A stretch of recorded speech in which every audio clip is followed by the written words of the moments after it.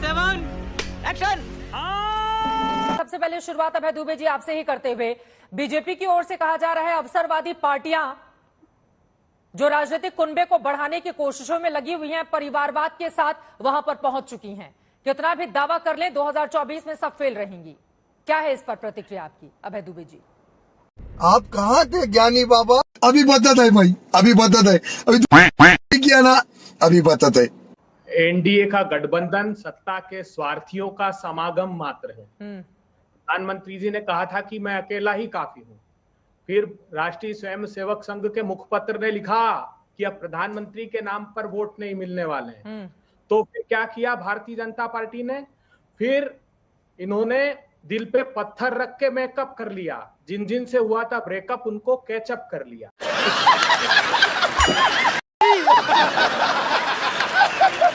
अब कहते हैं ना, डूबते को तिनके का सहारा, मगर ये तिनके भी इनको तैरा नहीं पाएंगे। कौन कौन से राजनीतिक दल? चित्रा जी, मैंने तो नाम तक नहीं सुने। एसकेएम, आईएमकेकेएम, आईपीएफटी, बीपीपी, एसबीएसपी, न जाने कितने ऐसे भारतीय जनता पार्टी अरे बूंद बूंद से ही तो घड़ा भरता है ना अभय दुबे जी, बीजेपी कह रही है।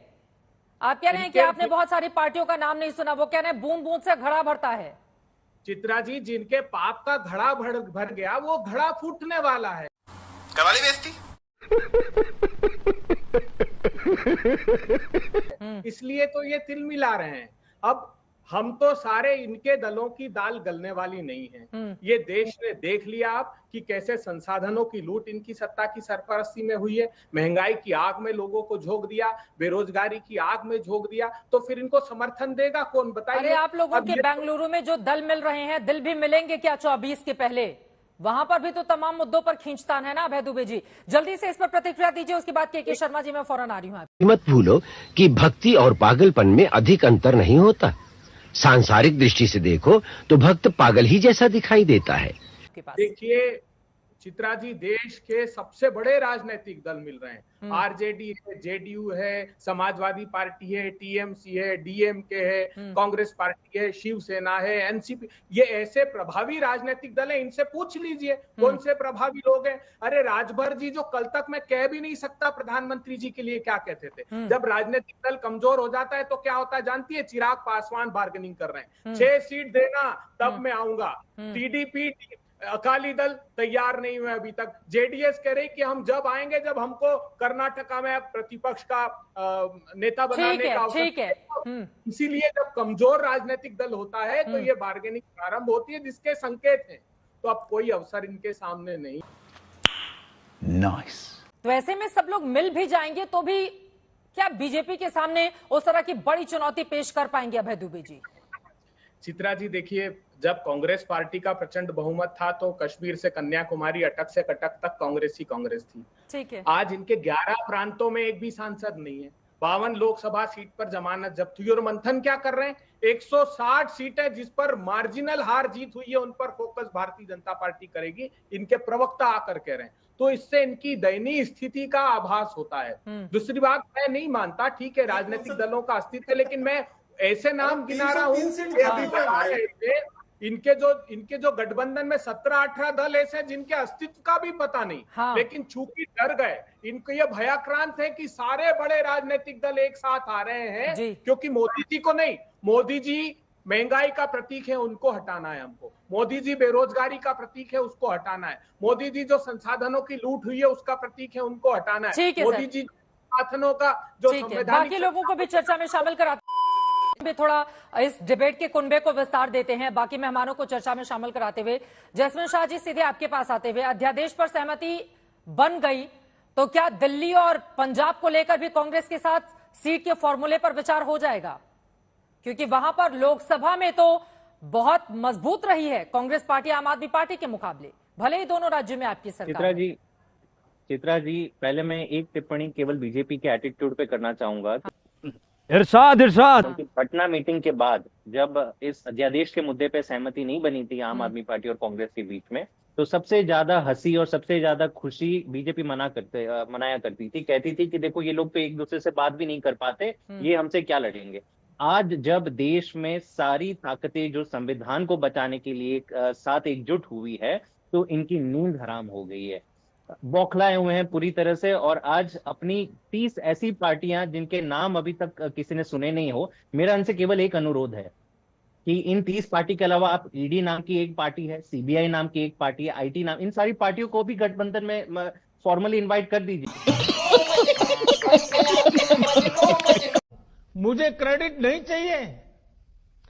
देश के सारे गवर्नर और लेफ्टिनेंट गवर्नर को भी मिला दीजिए, तब जाके शायद आप कोई टक्कर दे पाएंगे। क्योंकि आज जो स्थिति दिख रही है और देश के जनता का मूड है, इतनी पार्टियां एक साथ एकजुट हुई है, मतलब जनता साफ इन बीजेपी से नफरत करती है। जिस हिसाब से इन्होंने संविधान की धज्जियां उड़ा दी हर जगह पे, ना कोई महंगाई पे बात करता, ना कोई बेरोजगारी पे बात करता, जहां देखो केवल ईडी और सीबीआई को आपका सुबह शाम एक ही काम हो गया है कि विरोधी नेताओं के पीछे ईडी सीबीआई डाले और उनको कैसे भी करके पैसे देके खरीद लें अपनी तरफ। तो मेरे ख्याल से जनता त्रस्त हो चुकी है, और इसी का प्रतीक है कि आज जो एक ऐतिहासिक मीटिंग बैंगलोर में होने जाने वाली है, इसके चलते बीजेपी की नींद उड़ गई है। और इसके लिए चित्रा जी जो भी फॉर्मूला बनता है, आपने पूछा दिल्ली और पंजाब में क्या होगा, देखिए जब हम एकजुट हुए हैं तो देश को बचाने के लिए जुटे हैं। इसमें किसको कितनी सीटें मिलती है ये सेकेंडरी क्वेश्चन है, इसका नेतृत्व कौन करता है ये सारी चीजें बाद में आती है, पहले ये आता है।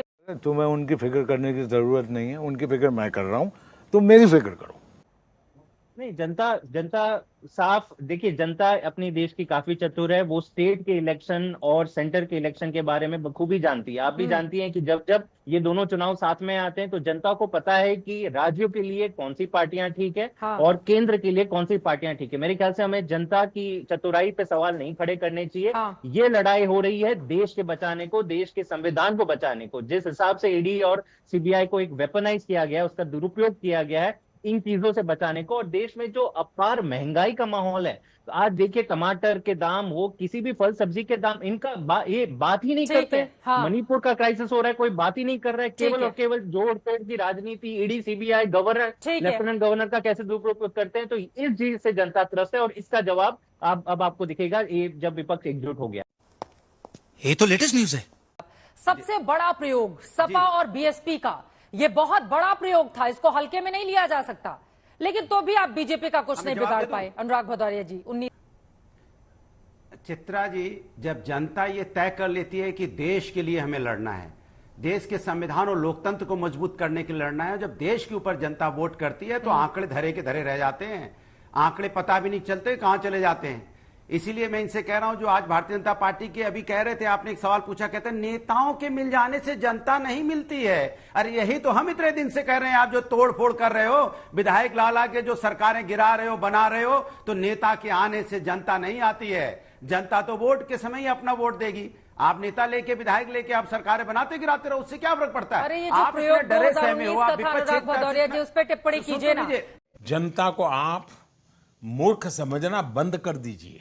इस प्रकार की बचकाना बातें किसी के गले नहीं उतरती, लोग मजाक उड़ाते हैं। बीच में ना बोल, थारे माथे पर लिखा है बीच में ना बोल। देखिए मैं बताऊं, एक सेकेंड, इस देश के राज्यों में दो बड़े प्रयोग अगर हम देखें, बिहार में जहां पर, आप मुझे बोलने तो सर जो अरे बोलने दीजिए, आप विपक्ष को, आप सत्ता को इतना बोलने देते हैं, हम बोलना शुरू करते हैं तो आप उसमें मैं बोल ही तो रहा हूं और क्या कर रहा हूं, चुप तो नहीं बैठा हूं मैं। मैंने कहा भारतीय जनता पार्टी, बोल लीजिए, भारतीय जनता पार्टी इतना डर गई है, इतना सहम गई है, डरी भी नहीं है, सहमी है, और वो गली गली टॉर्च लेके घूम रही है, कहीं कोई पार्टी मिल जाए। भैया आप छूट गए थे, आओ आओ आप भी आ जाओ। अरे भैया पासवान जी आप भी छूट गए थे, नहीं हम नहीं आएंगे, हमको ये चाहिए। आप बताओ, बार्गेनिंग कर रही है छोटी छोटी पार्टियां, इनसे हाथ मिलाने को तैयार नहीं है, हर तरह से झुक के कह रहे आओ, किसी तरह से आओ। चूंकि हमें पहली बार ये बताएं एनडीए की मीटिंग इसके पहले कब हुई थी, ये बता नहीं पाएंगे एनडीए की मीटिंग इसके पहले कब हुई थी। की नहीं कभी एनडीए की मीटिंग, चूंकि जब ये विपक्ष एकता की मीटिंग शुरू हुई तब उनको याद आ गया कि अब एनडीए की मीटिंग भी होनी चाहिए।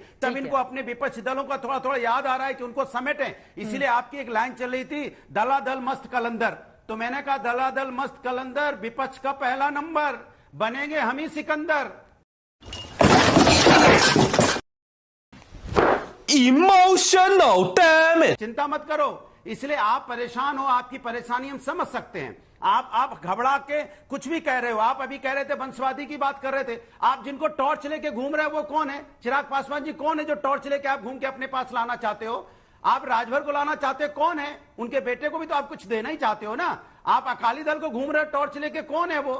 बताइए ना, आपसे ही पूछना चाहता हूँ। अब के शर्मा जी से बात देंगे, 3 और लोगों ने बिल्कुल टिप्पणी नहीं की है, उनके पास में जाना चाहूंगी। अनुराग भदौरिया जी, सबसे बड़ा प्रयोग, एक बार फिर से उसी सवाल पर, अनुराग जी उस सवाल का थोड़ा सा आंसर दे दीजिए आप, इसमें जवाब दे दूं? हाँ, इसी पे इसीलिए मैं आपसे कह रहा हूं, देखो इसी पे जवाब दे रहा हूं। जैसे अभी भारतीय जनता पार्टी के प्रवक्ता ने कहा समाजवादी की कितनी सीट है लोकसभा में, आरजेडी की कितनी सीट है। हाँ। अरे ये भूल गए, आरजेडी सरकार में है, ठीक है 2019 में सीट नहीं आई, आज वो सरकार, तब सरकार में, अब तो सरकार में है। अब समाजवादी पार्टी की 2019 में वोट परसेंट कितना था, 27 में, आज हम 32% वोट पे खड़े हैं।